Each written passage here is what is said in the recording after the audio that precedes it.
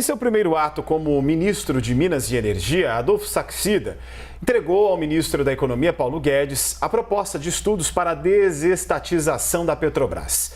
Segundo Saxida, a venda da estatal será a libertação do povo brasileiro de monopólios.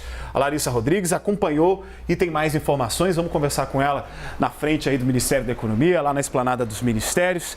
Larissa, o que a gente pode entender deste recado dado brevemente pelo ministro Paulo Guedes? Boa tarde.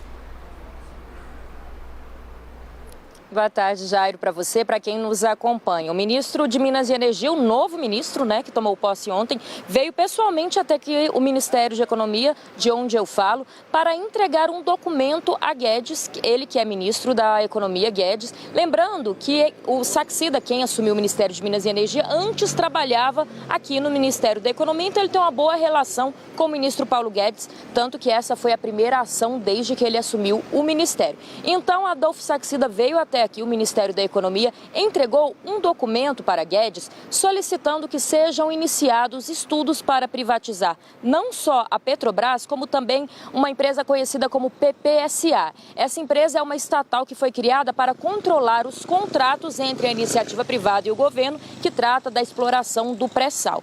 Então, trata-se de um documento para iniciar os estudos, ou seja, o processo é longo, tanto que não devemos ter uma resposta de imediato, mas esse sim é o primeiro passo para desestatizar tanto a Petrobras como essa PPSA. Então o ministro veio até aqui, entregou, depois falou, como você disse, que esse era o primeiro ato dele enquanto ministro de Minas e Energia, que iria livrar o povo brasileiro da questão então dos monopólios. Depois foi a vez do ministro da Economia, Paulo Guedes, ele tentou conversar com a gente, da imprensa, a gente até perguntou quando que esses estudos devem ficar prontos, ele não deu uma previsão e encerrou, Jairo, meio rapidamente essa entrevista coletiva. Isso porque, enquanto ele falava com a gente, haviam manifestantes aqui no Ministério da Economia pedindo aquele aumento prometido para os servidores há algum tempo. E durante essas manifestações, eles começaram a gritar ali algumas palavras, falando que era um absurdo, então, tentar terceirizar a Petrobras. E o ministro Paulo Guedes ficou nervoso, disse que, na verdade, o que o governo estava fazendo, que ele não queria comentar a questão